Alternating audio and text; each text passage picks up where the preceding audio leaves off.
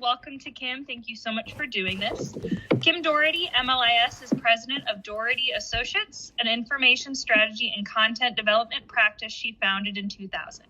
In addition, she teaches as an adjunct faculty member for Kent State University School of Information iSchool program, while also working with the San Jose State University iSchool and the University of Southern California MLIS program as their consulting LIS career advisor for students and alumni. Previously, she created and taught a course in alternative LIS career options for the University of Denver MLIS program for 20 years. She has authored dozens of articles and several books on LIS career topics, most notably Rethinking Information Work, a career guide for librarians and other information professionals, 2nd edition. In addition, Ms. Dority created and manages the 15,000-member LinkedIn LIS Career Options Group. In 2017, Kim received SLA's Vormelker Award, the Rosie, which recognizes outstanding commitment to teaching and professional development. Kim, welcome. Thank you so much. Feel free to drop questions in the chat, and then at the end, after Kim does her presentation, we'll go through them. So, Kim, the floor is yours. Okay, thank you very much. And let me start off by apologizing to the University of Pittsburgh students who are here because I got University of Pittsburgh and Rutgers mixed up. And so I apologize that it says Rutgers instead of University of Pittsburgh. So what we're going to do today is go through two of the topics that students ask me about the most. The first one is, what can I be doing in grad school that sort of helps me get ready to launch when I'm through with my degree? And the other one is, what are the things that I can do with my information skills, with my MLIS degree? So first, we're going to look at jumpstarting your career in grad school. And if you don't mind, I would ask you to put your questions in chat because I'm easily distracted and then forget where I was. And I'm happy to answer them as soon as we've gone through this. And then we will do kind of a switch into the things you can do with your MLIS. With your MLIS. Two other points. The first one is, I am happy to stay on this call with you for as long as you want. So if you've got 3 hours worth of questions, I'm good to go. I'll hang out with you for 3 hours. I know there are a lot of questions when you're getting your degree. And so consider me a resource, and you've got me for as long as you need me tonight. The second thing is, I am very happy to have you reach out to me via email if you have a question that I can help with. I love working with students, and it's important to me and wonderful to me that all of you are joining this profession. And so I'm here to help you in any way that I can. Okay, that said, here we go. So jumpstarting your career in college. I want you to start by thinking about this concept, which is, while you are growing your career, which includes while you are in grad school, you are going to be building 3 elements of what I would call your professional equity. This is what you have more and more of as you go through your career. So the first element of that is what you know. That's your domain knowledge. So that's what you're learning in your courses. You're learning specific types of information. You're learning how to do specific types of things. That is your domain knowledge, which, by the way, you'll probably keep growing through the rest of your career. The second one is who you know. So right now, that might be your fellow students. It might be your faculty members. It might be the people who are volunteering with you in the student chapter of ALA. It can be me. If you want to reach out to me and connect with me, those are people that you know. And in other professions, that's called your network, which is different than networking. But basically, what I would call it is who you know and know pretty well is your community of colleagues. These are the people that are the community that you will grow with and that you will help grow. The third part of your professional equity is who knows about you. In marketing, that's called your brand visibility. But in our world, we would call that your professional reputation and how many people know about your professional reputation. So, for example, right now, I know Jessica's professional, or my opinion of Jessica's professional reputation is someone who takes initiative. She's very capable. She's very competent. She's really delightful to work with. Great ideas, very responsive. That for Jessica is her reputation with me because I have worked with her. So part of what you are going to be doing as you go through grad school and then throughout the rest of your career is continuing to grow how you are thought of by other people who know who you are as a professional. So those are the three things you're going to be thinking about in terms of career launch as you go through grad school. What opportunities can you find to grow each one of these? So that said, here are 10 tactics I would recommend for making the most or doubling down on your tuition dollars, or as I call it, hijacking your degree program. Whenever I teach a course, I always start off by telling my students to feel free to let me know if there's a way that they can modify an assignment that I've given them that enables them to get more information about something that they're interested in. So I would suggest that as you are in grad school, the first thing you do is say, okay, everybody has an agenda for me here. Understandably, ALA accreditors have one, your faculty has one, your program director has one. Everybody's got agendas for you. And that's as it should be. That's their responsibility. But you want to set a personal career agenda as well. And what are the things that you want in that career agenda? You want to know what goals you want to accomplish in addition to learning all of the incredible information you're going to be picking up in grad school. So with your first tactic, setting your personal career agenda, you want to identify your goals and your actions. How are you going to meet those goals? For example, if one of your goals is to meet 5 people who are expert in the digital asset management field, what are your actions for accomplishing that? So this is part of what you will be doing in each course is saying, is there part of my agenda that I can be moving forward with the assignments that I'm doing in this course? Which leads us to tactic number 2, multipurposing your assignments. Now, obviously, the first reason for you to do your assignment, and the most important one, is because it helped you learn what it is you are covering in that course. However, there are ways that you can do that you can also easily use it to connect with people. For example, I've given you an assignment to survey or sort of do research on opinions about XYZ among library directors. That's a great excuse for you to reach out and interview 5 library directors. And all of a sudden, you know 5 library directors, and they know who you are because you will follow up with them. This gets back to then also building your portfolio.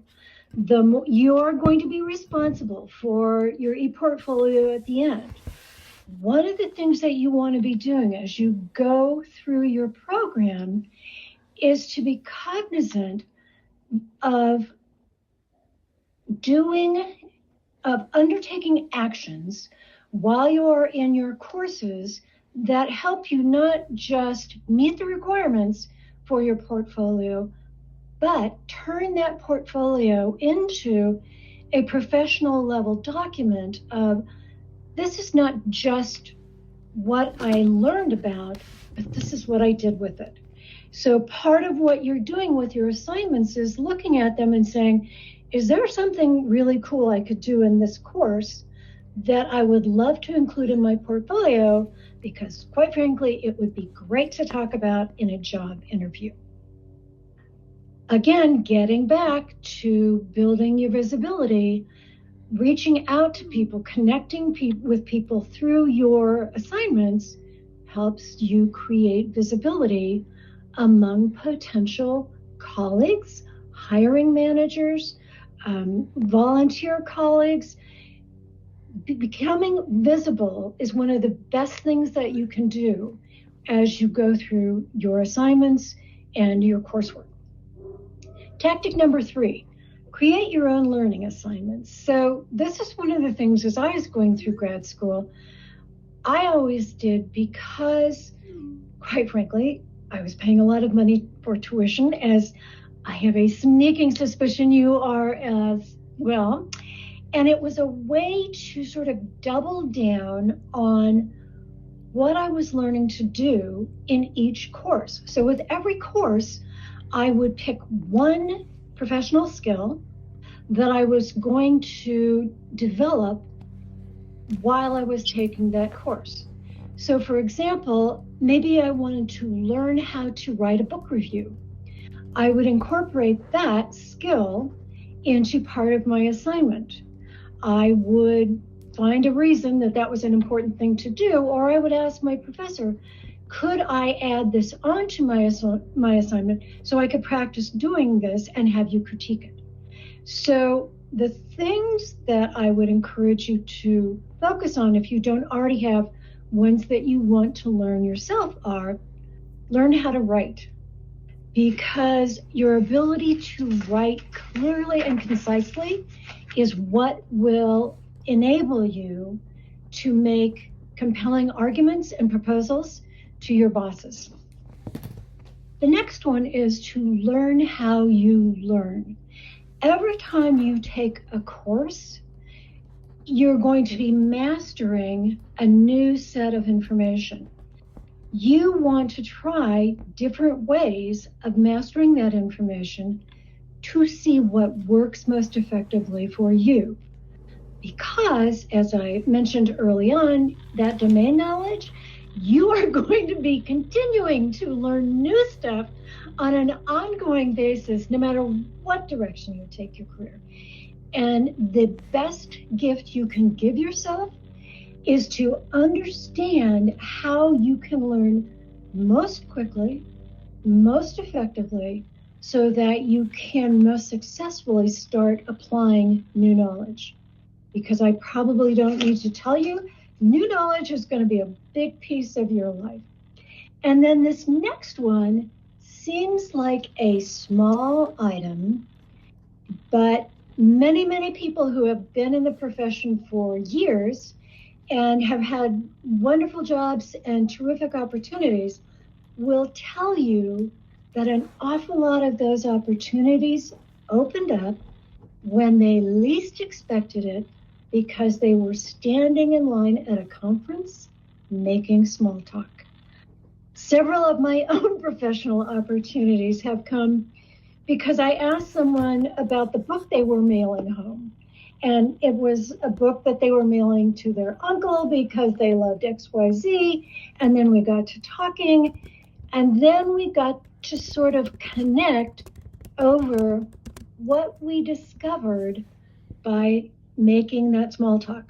So whether you're standing in line at the grocery store and somebody says, wow, it would be really cool to be able to know this or be able to find this, or you're at a party or you're hanging out with your in-laws and somebody says something that you know you can respond to as an information professional, it's a great way to advocate for librarians and for the knowledge that you have.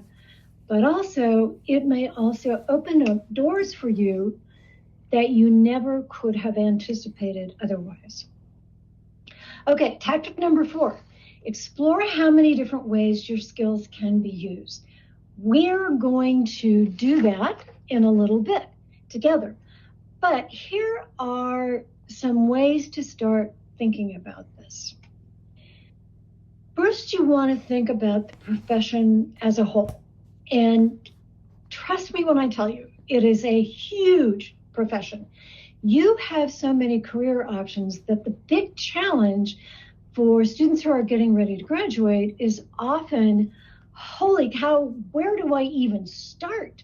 I like this and I like this thing over here, and I'm pretty good at this thing over here, and my undergraduate degree is in this.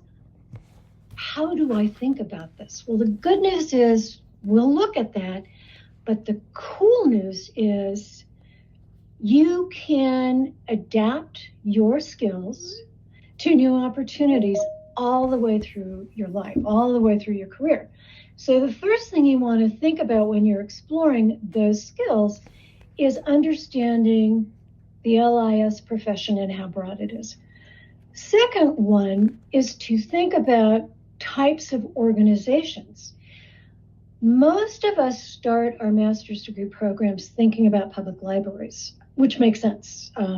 They're the cool jobs and everybody loves public libraries. And someday when I retire, I may go volunteer in a public library to be able to play there as well. But one of the things you're going to look at is what kind of organization do you want to work for, with the understanding that none of them are mutually exclusive.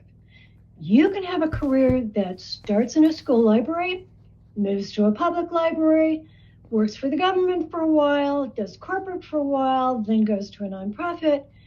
I myself, in my career, have worked for all but two of those because I was offered really cool projects to do, and I wanted to learn more and I wanted to contribute more. So when you think about types of organizations, you're not making a lifetime commitment here. You're just thinking, what looks interesting to me at this point in my trajectory, on my journey? And then there is sort of what kind of a career path within that organization, within that set of domain skills, do you want to chart? Do you want to be working with the public? Do you want to think about being a manager or a director? Do you want to have a direct impact on your community? All of these paths are open to you, along with about 400 more. So that's the good news. I realize it can be daunting, but it really is great news. So tactic number 5 then builds on that by exploring what type of work you might enjoy. And this falls into a number of categories. So the first one is, I just realized I'm not a team person. I just figured out I can hide that. So thank you all for bearing with me. The first one is thinking about the kind of work environment you want. Do you want a fast-moving environment? Do you want a 9-to-5 schedule? Do you want a job working with a certain age group or a certain type of community or a certain demographic? So what work environment offers the things that are important to you? The next one would be your work structure. Again, going back to that 9-to-5, do you need a 9-to-5 structure, or do you like the unpredictability of, okay, one day I was working till midnight and the next day I just took the day off? That's typically in a startup that happens. Or do you want a flexible work structure? Or do you want a hybrid structure where it's some remote and some in the office? Do you want a totally remote schedule? All of these things are possible. And so they're part of what you're thinking about when you are exploring options in grad school. And you ask people, the way you do that is you ask people tons of questions. So you ask people like me questions when I'm your faculty person. You ask the Career Center questions. you ask guest speakers questions, you do informational interviews for questions. When you're a student, the good news is almost anyone in the LIS profession will bend over backwards to help you and answer your question. So now is exactly the right time for you to be thinking about this and putting together the questions you want to get answered. Another option in terms of exploring what type of work you might want to do, and this is increasingly, when I say popular these days, is you can kind of do a little bit of everything. You can be an employee for a while and maybe be on the side developing a side gig as a freelance cataloger, a freelance copy editor, a freelance records manager, a freelance whatever sounds like fun to you. I ended up being a single mom, and so I always had something going on the side, so that if my main employment, my 40-hour-a-week job went away, I had something to fall back on. And then eventually all of that freelance work ended up becoming what I am doing now. And so a great thing about freelance work is if you are one of those people, and I was certainly in this position, who looks at job options as, okay, number one is health insurance, or number one is a steady paycheck, or number one is a 9-to-5 job where I can be a parent on a steady basis. Whatever, it's always okay to take that job that you need to take, but that doesn't need to foreclose you also finding other ways to pursue things that you love to do, like for me was writing books and writing articles. Tactic number 6, and I strongly recommend this, especially while you're in grad school, and here's why.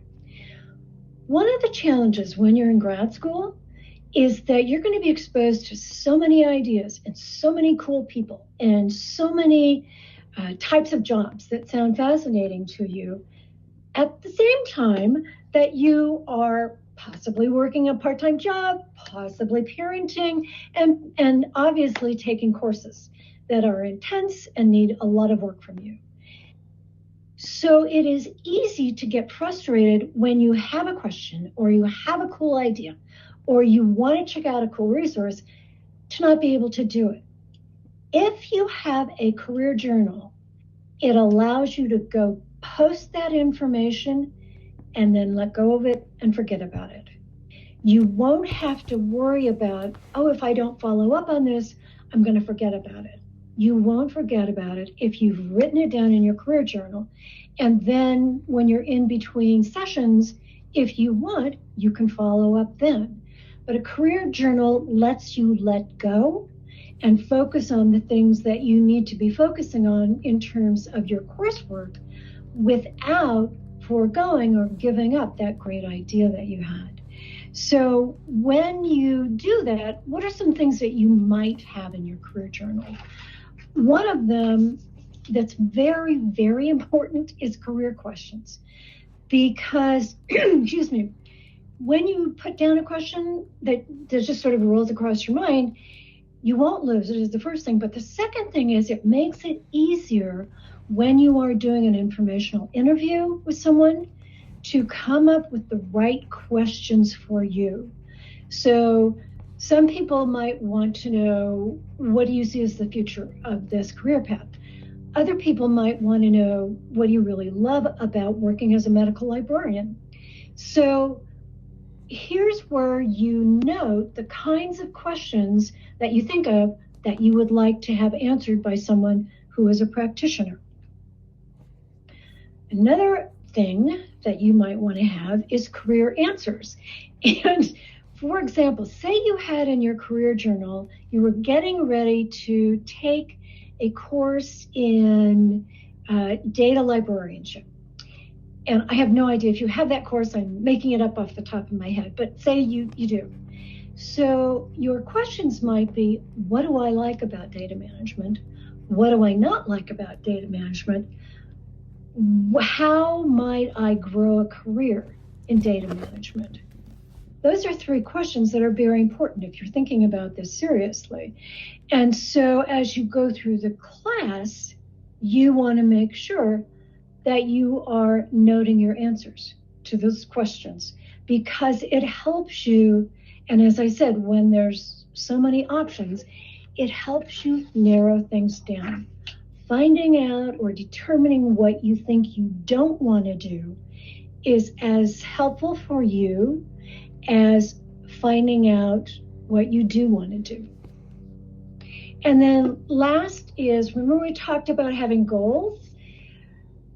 Goals are great. Action items are what gets it done. So this is what I tend to do is I have lots of great ideas, but if I chose to pursue all of them, I would never get anything else done. So what I do is I put down my goals, I put down my questions, maybe some answers, but I only do action items for one thing at a time, because along with all my other work and commitments, that's what I can handle. But this is a great way for you to see in one spot in your career journal, what am I working on now? What do I need to do next? You can immediately understand, am I moving forward or am I maybe just kind of putting this off? Okay, tactic number 7 is make the most of the school's resources. The first one is one that I think is really hysterical, because an awful lot of students that I work with, all of whom are in iSchool or MLIS programs, tell me that they feel it's cheating to use the library and to ask for assistance from the reference librarians. Actually, this is part of your learning process. And so you deserve to use the library just as much as any other student does. And so I would encourage you to get to know some of the librarians, to interact with them, to learn from how they work with you, but also to learn from what they know. They've probably been doing this for a while, and they'll be excited that you're in the program and may soon be a colleague. So please, while you're in grad school, use the library if and when you need to, and don't feel like it's cheating. The second thing is to make the most of your Career Services Center.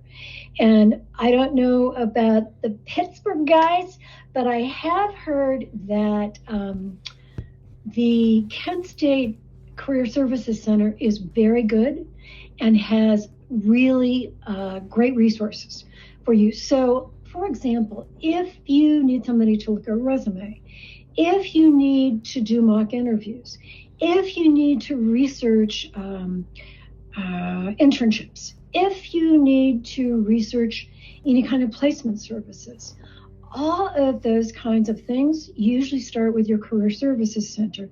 You don't want to wait until you're getting ready to graduate to check in with them.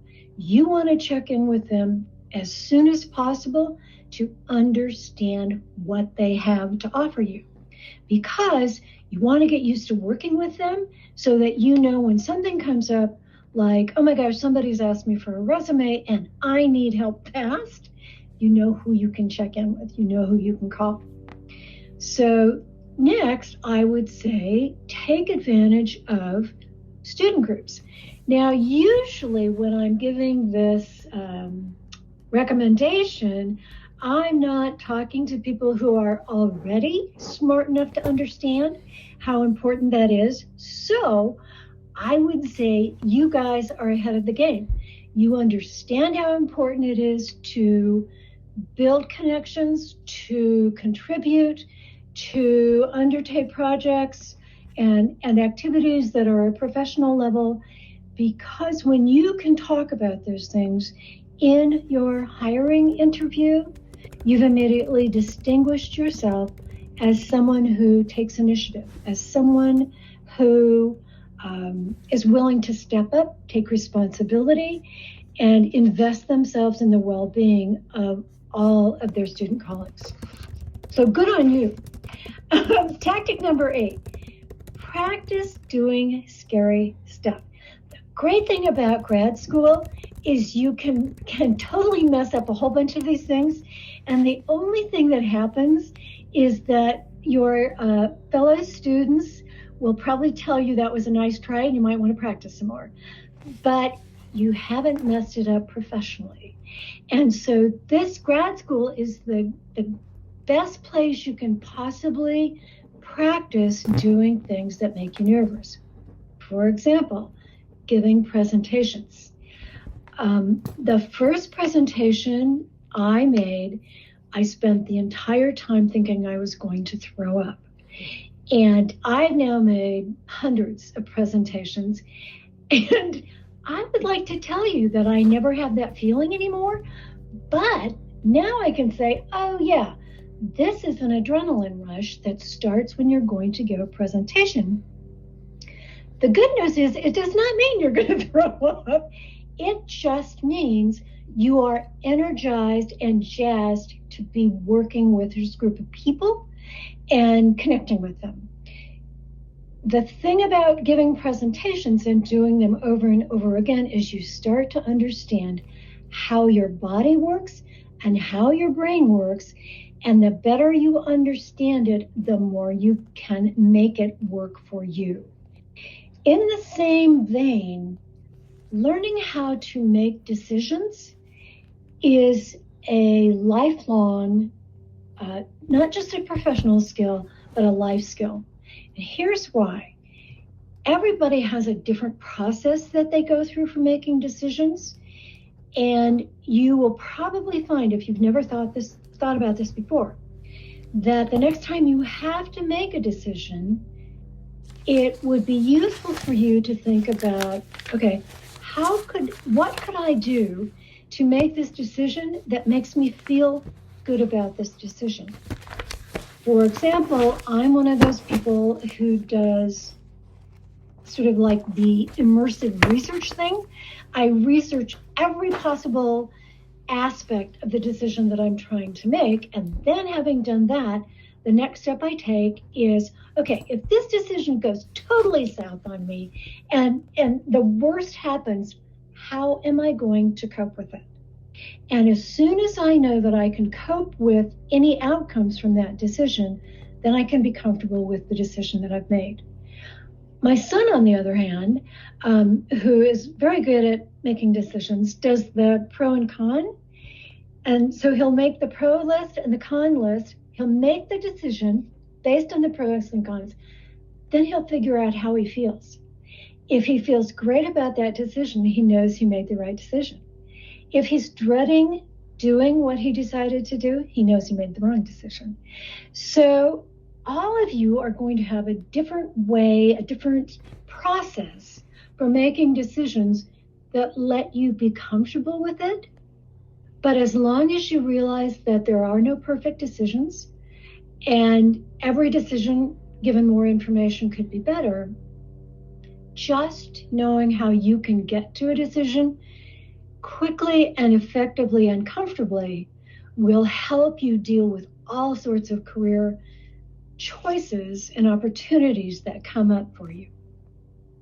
And then the last thing I would suggest that you practice, and for better or worse, you usually don't have a choice because so much of what you do is teamwork and group collaborations and that sort of thing. Getting good at collaborating with people is, again, not just a professional skill, but a life skill. And it's a great one to develop while you're in grad school. Because part of collaborating is supporting others and listening and compromising and being accountable for commitments you have made and deadlines that you have committed to. So learning how to collaborate effectively is one of the strongest skills you can come out of grad school with. And as a friend of mine said that someone else told him, all of life and all of your career is going to be group projects. Everything is going to be collaboration. So now is a great time to work on this and figure out if there are areas that you'd like to improve on, and then practice. Number 9, practice being a high-value contributor. And by this, I mean things like check your attitude. If you become known as the team member who always shows up with a positive mindset and positive energy and is interested in your team members, everyone is going to want to work with you. And that translates into a lot of people are going to want to hire you. If you come into any kind of a team situation with negative energy and complaining and whining and being negative or pessimistic, no one is going to want to work with you. And quite frankly, that kind of information gets out there. And you don't want that to be part of who knows what about you. You want them to know you as the person that they really enjoy working with. So another thing, when it comes to being a high-value contributor, find your strengths. That's not just, I'm really good at cataloging. It might also be, I'm really good at translating technical information into understandable language for people who don't do well with tech. That's a strength. It's not something that you think of as a domain skill, but it is something that's very important for you to know, because that's what you're going to talk about in a hiring interview. That's how you're going to distinguish yourself.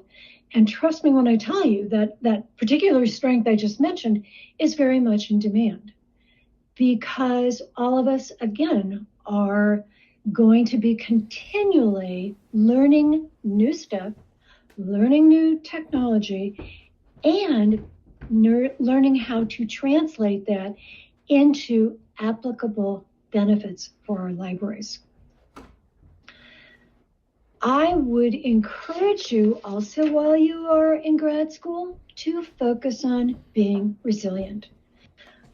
For example, and bless the students who are in this session, who are previous students of mine, a lot of times things go wrong with online courses.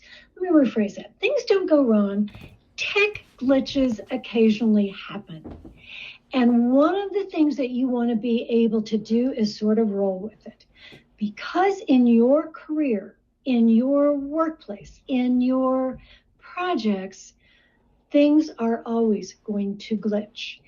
And if you can deal with that by smiling, by saying, hey, no worries, we're going to figure this out, instead of, all right, who did this? Whose fault is this?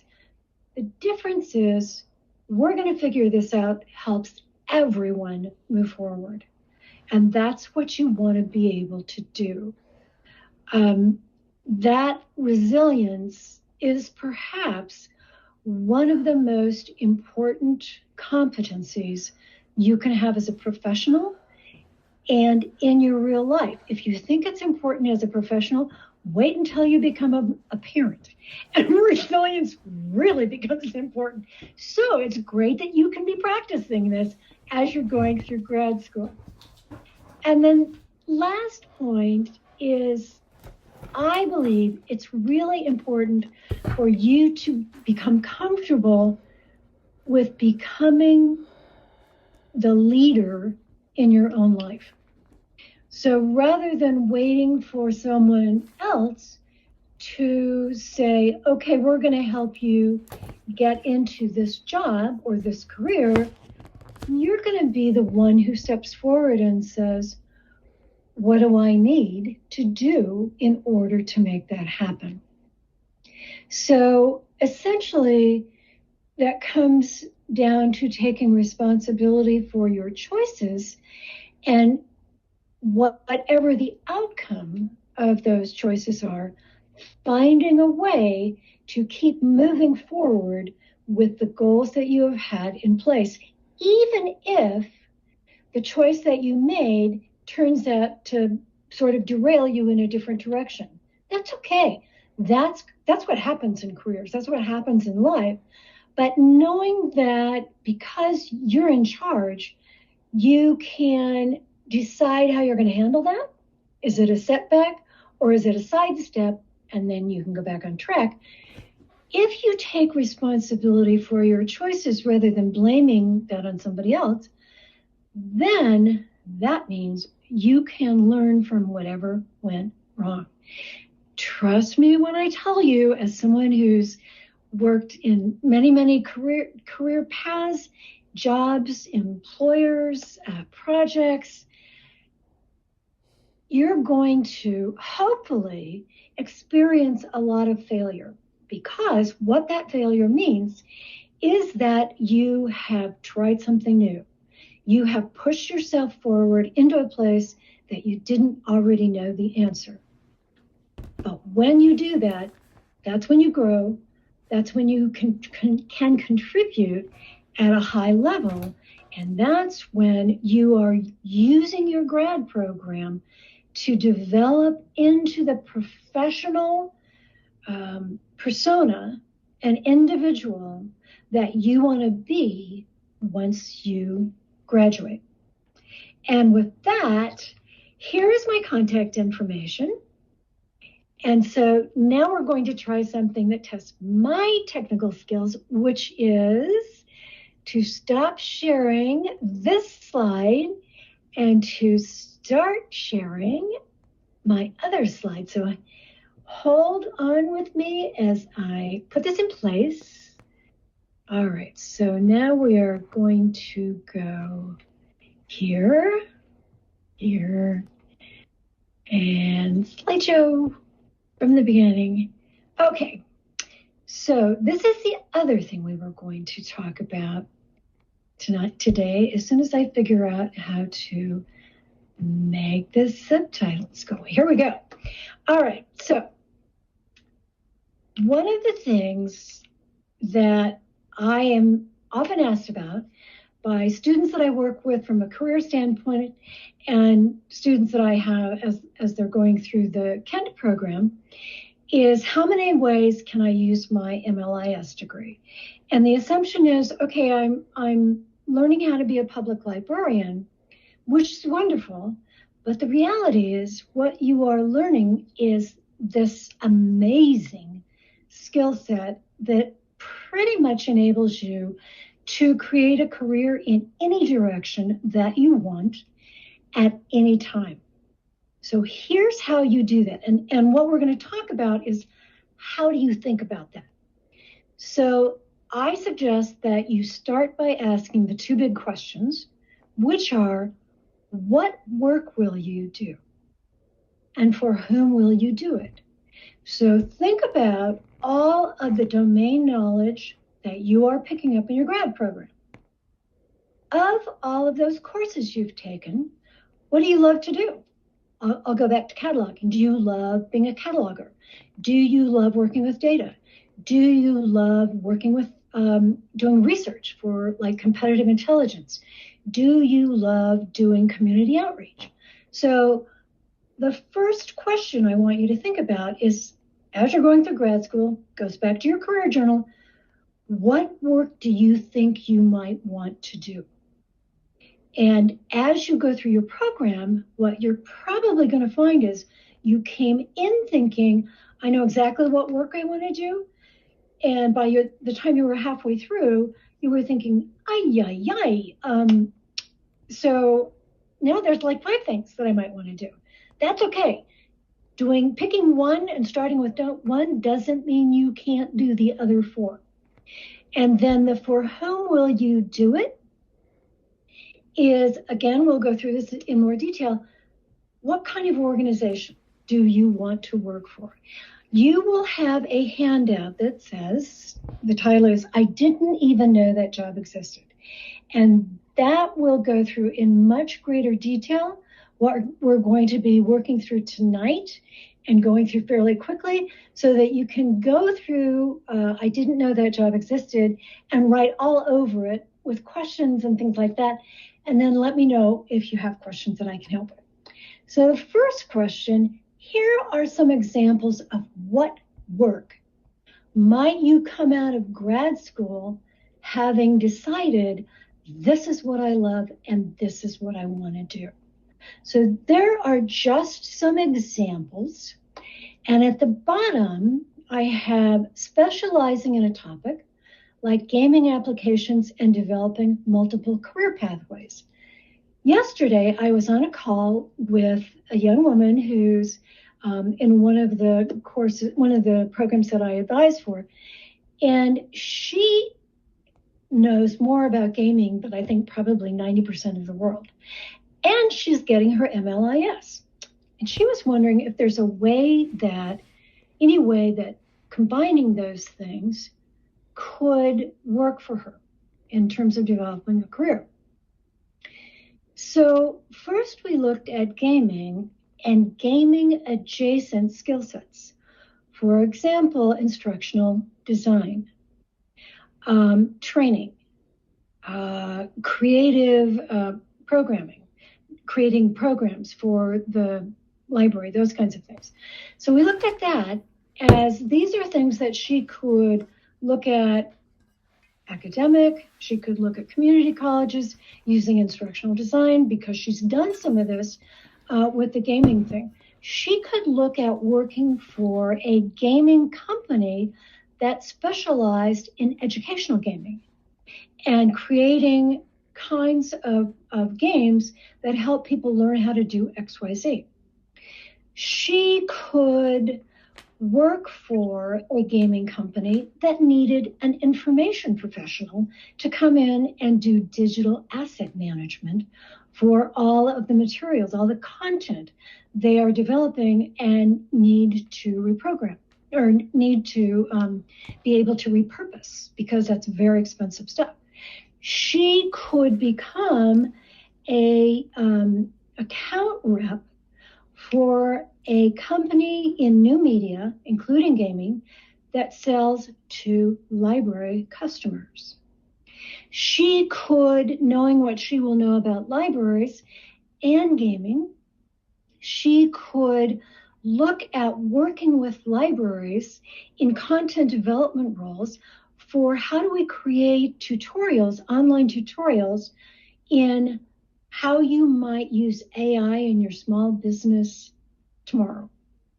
So imagine you're working in a public library, you have lots of small businesses in your community, and they're thinking, oh my gosh, what's the AI thing? How would we use this? Do we need to know about this? Imagine if the library had someone who has a background in gaming and is learning about AI in grad school and could come in and put together a wonderful gaming tutorial for a small business or all the small businesses on here's how you use this.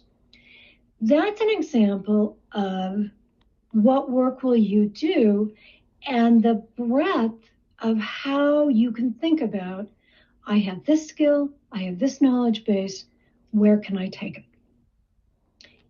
Using content-related work as sort of an example, these are things that you might end up doing if you were working in the content development field.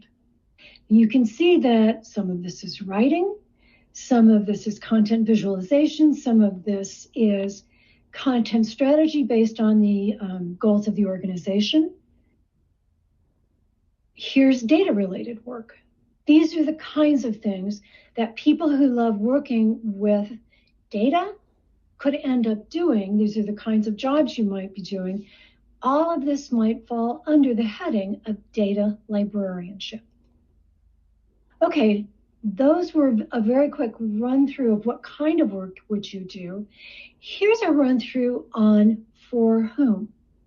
These this is just a very, very quick hit list of who might use your information skills. By the way, for corporations, I wanted you to know what this was in case you hear it. B2B is business to business. B2C is business to consumer. So those are the kinds of corporations you might work for, but then there's nonprofits. There's industry-specific organizations. There's hospitals and public clinics, law firms, law schools. You also will have a document that says where special libraries may be located. It lists tons of these, but that document really isn't just for special libraries. It is for all sorts of information work. Within doing work in alternative careers, basically what you're doing is taking your information skills, the same ones that you might use in an academic library or public library, and you are sort of embedding them to support the needs of the organization you are working for, which is not an educational or library organization. So say you were working for the RAND Institute, which is a think tank, a research organization. They might have a dedicated library at the RAND Institute, but then they're going to probably have researchers who are embedded within operational units for the RAND organization. Every organization is made up of operational units or departments. And if you're not used to that, you've not seen how that works, check out the document I sent you, Who Needs What Information, because it will give you a feel for, okay, I really like to do research.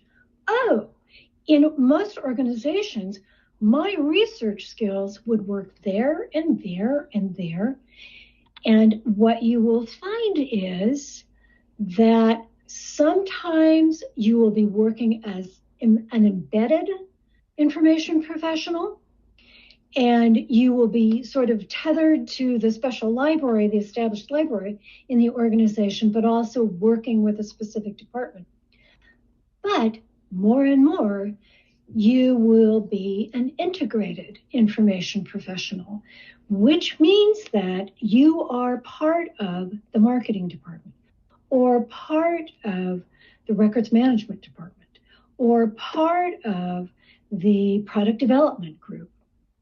And you are their dedicated information professional doing whatever they need to have done to advance the strategic goals of the organization. The bottom line for all of these sort of alternative roles, and again, this is a quick run through for you, and the documents I've sent you should be able to help you in more detail. But the bottom line, the difference between what you're usually doing in a traditional library role and what you would be doing in one of these alternative roles is that your research and your findings and your information is usually going to be used for decision support. That means you're going to be helping the product development team decide whether or not to develop XYZ product, or the marketing team decide whether to expand in a certain geographic region, or the mergers and acquisitions team decide whether it makes sense to do a merger with company A or an acquisition acquiring company B. So the information that you are generating as an information professional in a non-library setting is usually there to help advance the strategic goals of the organization that you're working with. That is not necessarily, by the way, a corporate setting. That could be a nonprofit. That could be a community development organization. That could be a community health, a public health organization. Another way to think about all of the different things that you can do with your skill set as you're going through the program is to identify skill and or knowledge clusters, i.e. archives management is or aspects of archives management is very similar to aspects of records management, which is very similar to aspects of digital asset management. That means that if you want to make a career pivot with a little bit of effort, you can fairly easily pivot within these knowledge clusters. Another one is medical librarianship.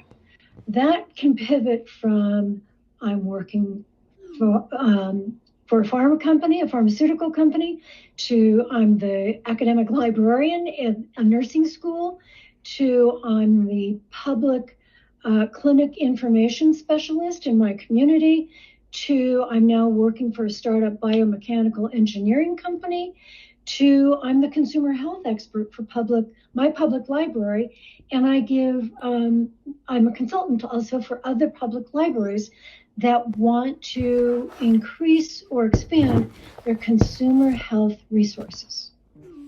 Again, that's a skill or knowledge cluster. It's how many different ways can you repurpose the basic skill or knowledge base to do all these other cool things that you might want to do.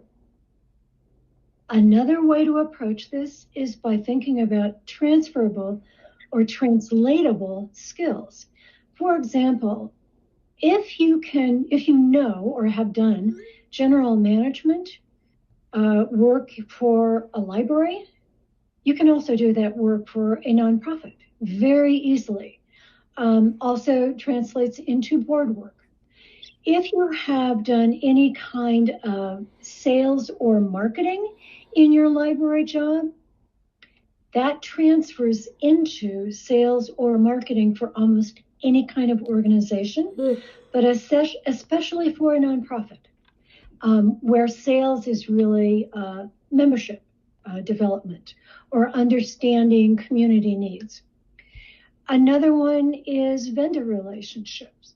If you've been the person to work with the vendor who licenses databases to your public library that you work at, you know how vendor relations work, and you know who the cool companies are. And you might decide, okay, I'd like to try that. I'd like to check into working with this vendor that I really admire, and I admire the directions that they're going, and I admire the values. As you are making these choices and thinking about what will I do and for whom will I do it, in the background, there will always be these kinds of questions. Do I have a personal values alignment with this organization? Is there a life circumstances alignment for me? For example, when I was single parenting, I needed a job that I was allowed to work 9 to 3 and another 2 hours in the evening so that I could be there for my then toddler.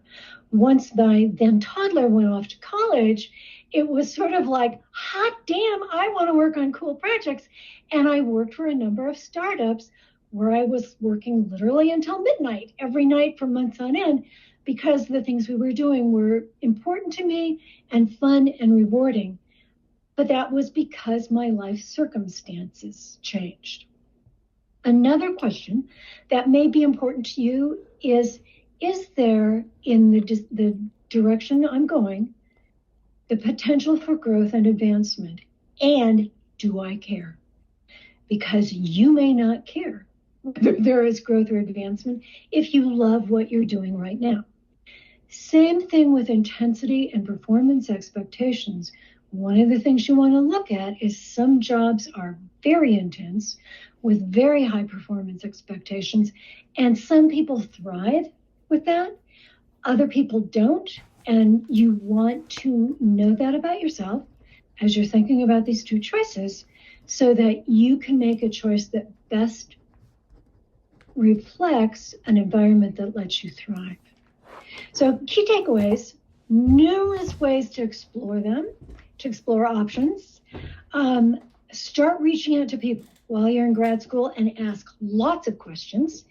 And then the last thing is keep in mind that you are unique and your career priorities and preferences will be different than they might be 10 years from now or from your fellow student.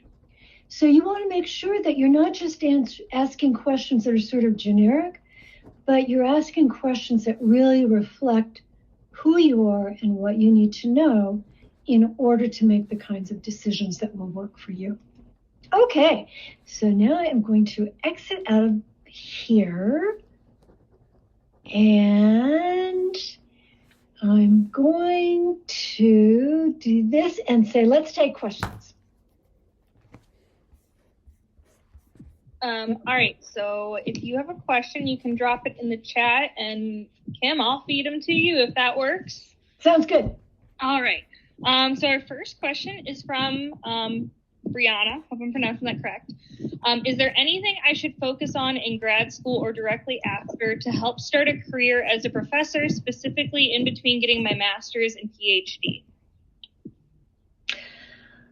I would say that Jessica, can you hear me? Yep. Okay.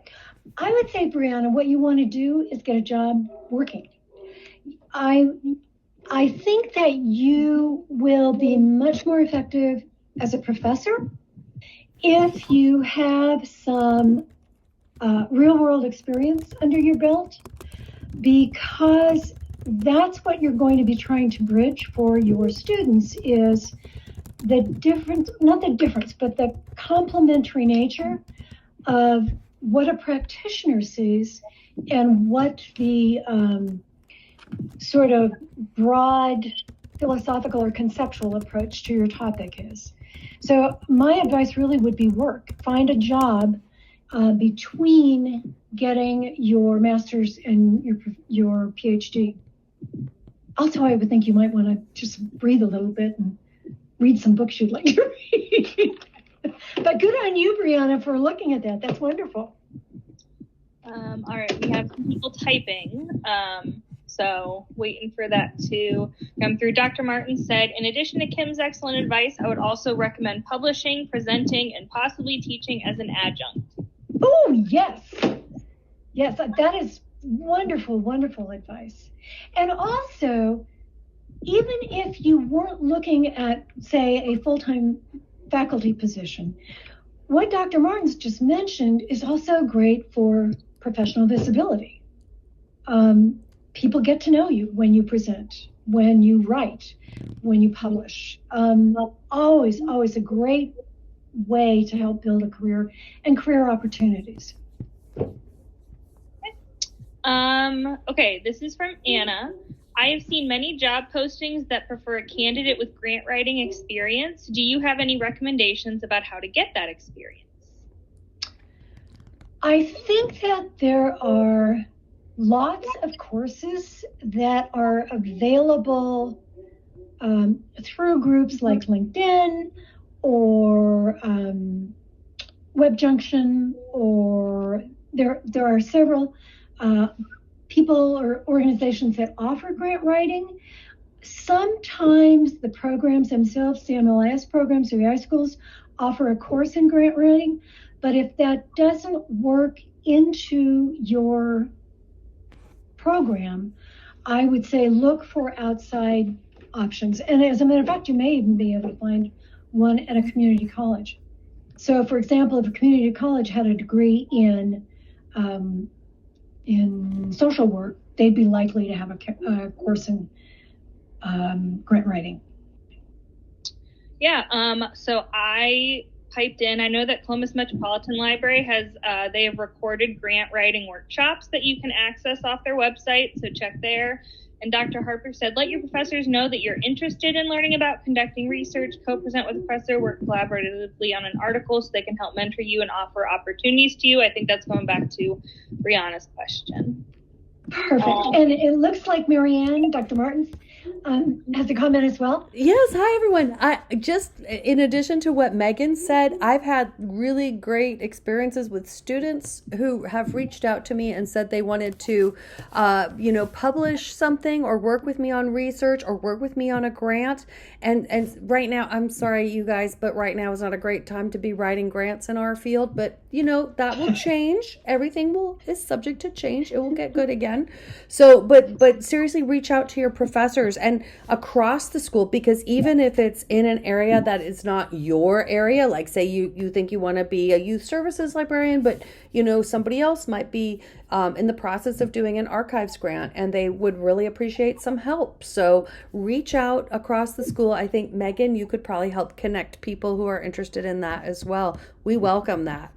Thank you. And then Dr. Harper, did you have your hand raised? Yes, I do. One thing I wanted to suggest about grant opportunities is don't just think about doing grants for libraries, but there are other opportunities. So some volunteer work that I do is actually helping write grants for pet rescues. That's good experience.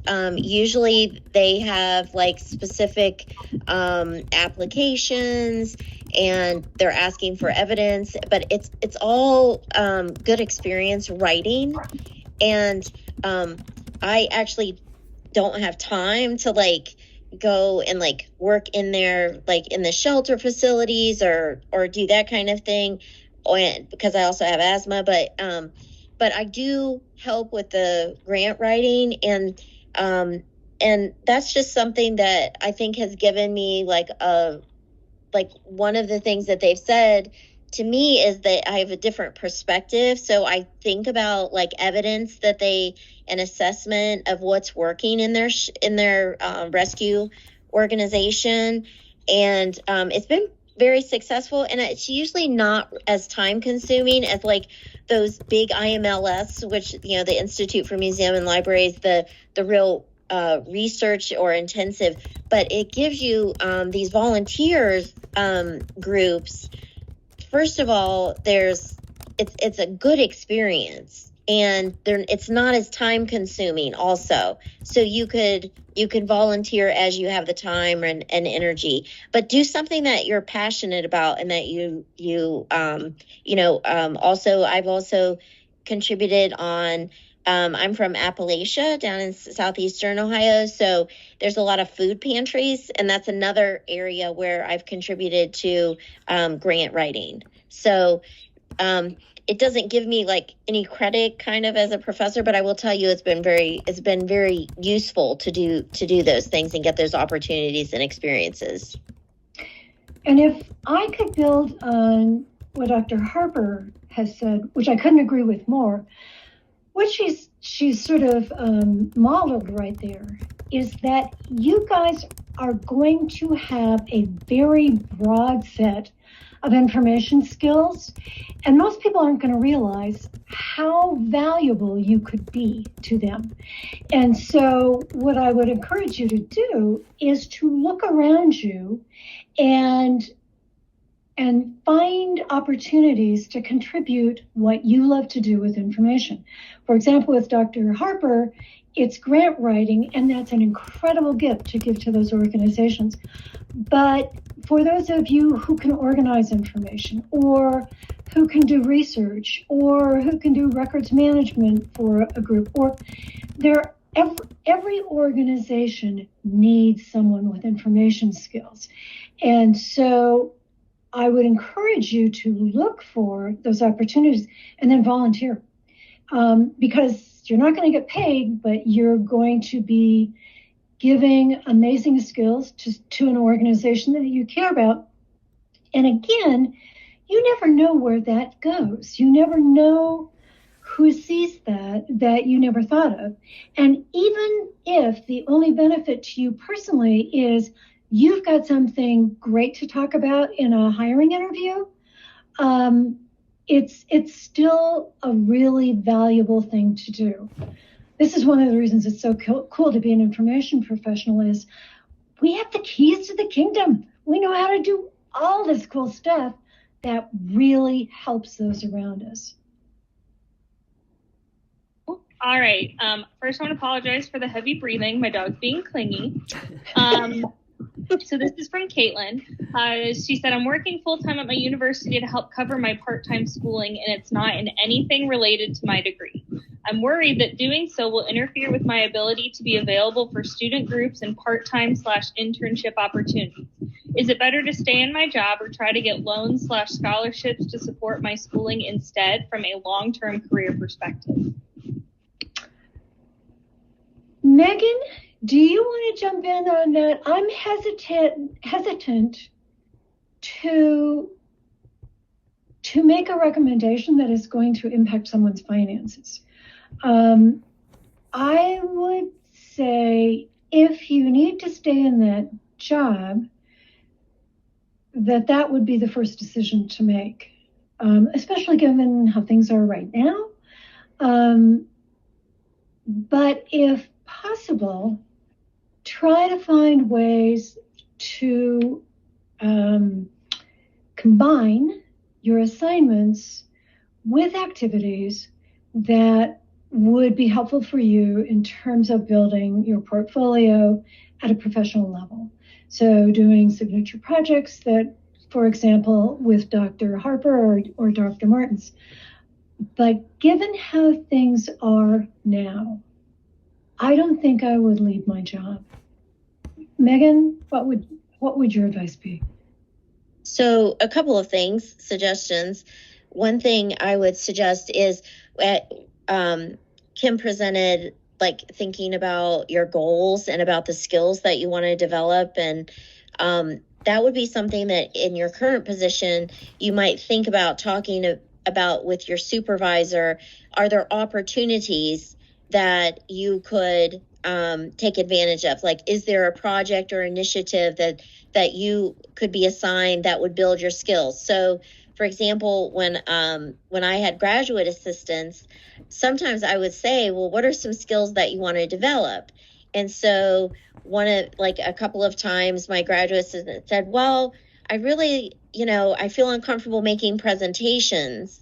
And so, and a lot of my classes, were asked to do presentations, but I get real nervous about it. So I would then give them opportunities to think about, like, I would show them like how the organization system that I would use, like with a storyboard to organize my presentations. Or, I had one student, graduate assistant, who wanted to learn more about developing web pages. And so I said, oh, I could use lots of help with that because I have a professional web page, and we had web pages that information that needed to be updated all the time in the iSchool. So think about the transferability of those skills. That's what I would do, because when you go into and keep an eye out for the job, there's usually jobs that you can move into the university that will, what I would say, broaden the scope of your experience and your skill set. So, and I would take advantage of that. But I think it's most important that you have examples to show when you go into an interview of how you've applied that skill set, that particular skill that you want to develop. So I would make the most of your employment that you have. Make it work for you so that you are building those skills.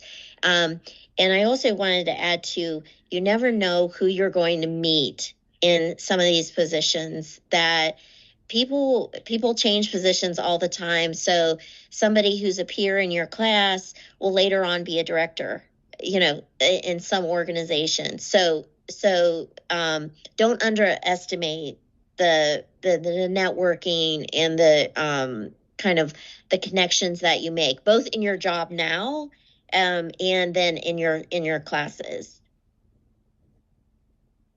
I hope that helps. And I would second everything that Dr. Harper said. Can I just jump in to add as well? And I agree 100% with everything Kim and Megan have said so far. And I would just say, if you can, I loved what Kim said about tailoring school assignments to something, a skill that you want to learn. If you want to learn how to be a reviewer, for example, and work on your writing skills, I'm always open to students doing something like that in my classes. If someone tells me that they want to write a publishable paper out of their classwork, I get so excited about that. So, if you can't get a job that is building those skills, use your time in the program to make every assignment count. Somebody told me to do that in my doctoral program, and I started publishing. I had published something out of my master's program as well, but in my doctoral program, I really started focusing on that. Every assignment, thinking about what can I use this for, and if it didn't end up in a publication, believe me, it ended up being used in something else later, going into my dissertation or something like that. So take advantage of those opportunities with your assignments. If you have a professor who's flexible and will do that, let you bend the rules a little bit. Try to publish, try to present every opportunity, because those things will be, great CV boosters. Try not to get into debt. I agree. I think this is a really rough time. If it takes you a little bit of time after you graduate to find your dream job or your starting job, hang on to what you got as long as you can until you can transfer into something else. Definitely. And I am in no way a professional. I am not as educated or knowledgeable as Kim, Dr. Martins, and Megan. But I did want to, you specifically mentioned, I'm sorry about the dog, about school groups and student groups and being involved in that. I actually I'm completing research for Dr. Martins for credit, but it's all about participation in specifically SCALA's ALA student chapters. But one of the people I interviewed was Christina Rodriguez, who used to work for ALA. And one of the things that she says is, even if you can't be in leadership, being an active participant, the way that you frame that to an employer, I'm so sorry about the dog.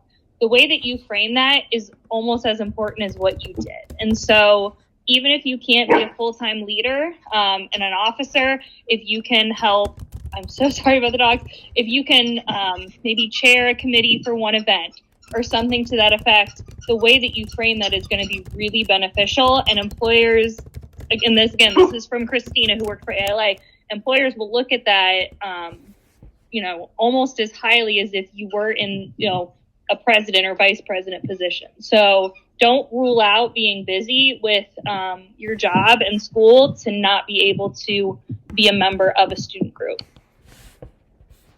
And if I could build on what Jessica just said, one of the challenges that students have in terms of participating in student chapter associations is that you just don't have enough time. You're a crazy person trying to do all of this. But I would encourage you to think about the fact that this is a pretty short amount of time. And so it's okay for you to focus on, for example, school, work to like a little bit lesser level of commitment. You do your job, but you're not throwing yourself into your job and working 60 hours a week. Maybe your normal food habits, like eating super healthy and organic, maybe you do a few takeout meals and that kind of thing, and your house just basically you ignore for the amount of time that you're in grad school. Because the things that you are doing while you're in grad school, if you're focusing on those, are investments in your future career. You will always have plenty of time to get caught up at work. You will always have plenty of time to clean your house after you're out of grad school. So it can be daunting and frustrating to feel like, oh my gosh, I'm totally overwhelmed with trying to do this thing and that thing and that thing. I would say to try to keep in mind, this is actually for a pretty short duration. It's 2 years that you are investing in the next 40. And so cut yourself some slack. Don't worry about the in-laws coming over in the house looking like a wreck. Just focus on what you need to focus on so that you can feel good about that, and then it will be over.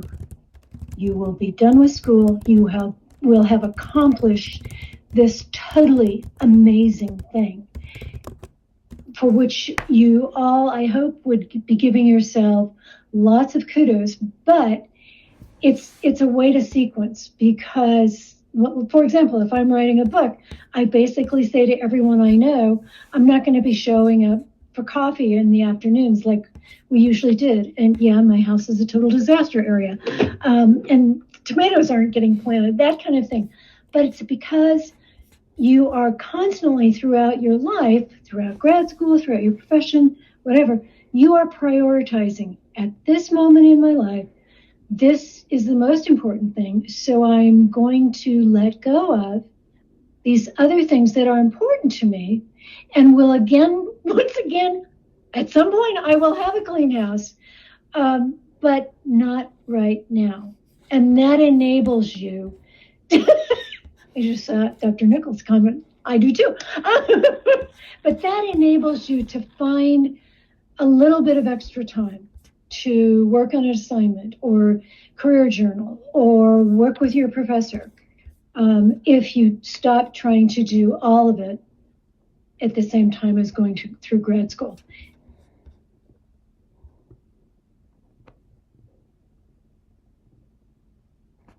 Other questions? So we don't have any in the chat right now, but I actually have a question that I'm in the portfolio class at Ken, and it's something that was thrown on our discussion board. And I'm actually in the middle right now of applying for some full-time jobs with CML. And this is always the one thing about, interviewing that I get caught up on is I get to the end of the interview and they say, what are some questions that you have for us? So what would you recommend as some kind of general or even more specific, because I am public library focused, good questions to, and you touched on this a bit, some questions to ask when we get to that point in the interview, that, kind of set you apart, show that you're thinking actively about this profession, about all the things you could do, about all the ways that this organization, company, library, whatever it is, the ways that they can, you can benefit them. Does that make sense? Yeah. So off the top of my head, I would say and these are sort of categories. You want to ask questions that indicate you have researched that organization. So you want to ask them, if they just did a program, for example, you want to ask them what were the outcomes of that program, and will they repeat that program because you thought that was such an amazing event. Another thing you want to get a sense of is, what is the culture there like? So you can ask questions like, how did the teams, or how did the different departments communicate with each other? And do they work a lot with each other? Or would you prefer that they all sort of stay focused on what their area of expertise is, or strength, or whatever? What you're trying to find out is, do these people talk to each other and like each other, or are they competing? Are they competitive? Another question that I would ask would relate to the community, again, indicating I've done my homework, which would be, I know that the community lately, we've seen an influx of XYZ. And does the library have ways that it wants to meet that need? Or what are some of the programs that the library has done recently that you felt were most successful? And those kinds of things. So you're indicating, I've done my homework. I'm not just here applying for a library job. I am here because I want to work for this particular organization. So an easy way to do that is through the questions you ask, but also I've got a list of questions, and if it would be useful, I can go track that down and send it to you, Jessica, and then you can distribute it to the participants as well. Okay, yeah, that sounds great. Okay, I'll make a note.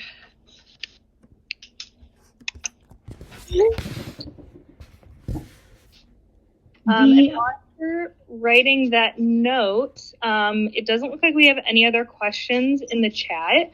But I mean, Kim, you hit on so many amazing, wonderful things that it gave us a lot to think about. And I think it answered some of the questions that I for sure came in with ahead of time. So Kim, thank you. I mean, on behalf of KSU Scala, University of Pittsburgh Scala, all of these LIS students, thank you so much for it. This was wonderful. It was my pleasure. And please, if anybody has any questions, give me a shout. I'm so glad you're here. I'm so glad you're doing this and can't wait to welcome all of you into the profession.